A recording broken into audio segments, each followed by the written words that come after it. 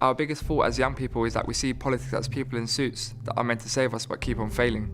And even though there is truth in that, we all have a voice. Politics is what you do with that. Whether you have a passion for recycling or helping the youth, there is something you can do. If you respond to problems with an excuse, then the problem might just be you.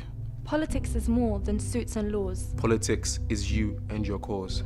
If you and your friends want to help the poor, then let's go get a group together. GoFunding page. Even a fundraiser with singers and talks, where everyone has to give away their what are those trainers and suits that they've never used before. And we'll shift them to a place that will make use of them. Politics is after you've watched all those YouTube videos on global warming, deciding that you're not going to wait for an old man to solve it.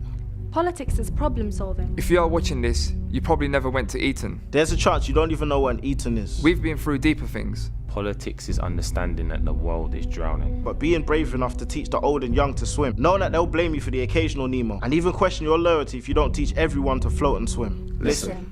I know every party seems the same. And yes, the politicians we have are embarrassing. But it's up to us to challenge them. Perception and reality are two different things. Because when you are living under your mother's roof, it's hard for you to see a difference between the past and the new. A new hope giver comes along every 5 years. But that doesn't stop the bills piling up and our mothers crying tears. In a microwave generation, we expect the change we can see. The grown-ups are arguing about tax and equal pay, and all we want to know is why the hell did they raise student finance and why did they take away EMA? Let me explain. If you know you have to sell 70 pairs of trainers to get your money right, and the older lot want high-techs, the younger lot want Nike, but the younger lot have decided that they'd rather be barefoot than to actually buy it. If you're a footlocker, who would you focus on? The ones that buy, right? See, most parties appeal to the elder generation, not because they are greater, but because they actually take part. We think things won't change because we don't take part. But one day when you have to pay to be seen at A&E, You'll question why you didn't vote and become the change that you wanted to see. It's like saving up. Yes, the majority of things seem like they don't affect us right now. But if we just pipe down and let whoever the older lot want, then we just become part of the problem that we cry about. This is not one of those poems with meaningless words and no way to make amends.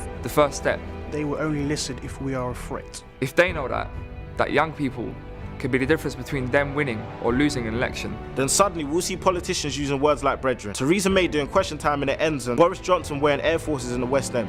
it's our presence. If someone knows that we are going to show up to the dinner, then they will set our tables and even take our jackets at the entrance. Politics is more than suits and laws. Politics is you and your cause. Be the change. Be the change. Be the change. Be the change. Be the change. Be the change. Be the change. be the change. Be the change.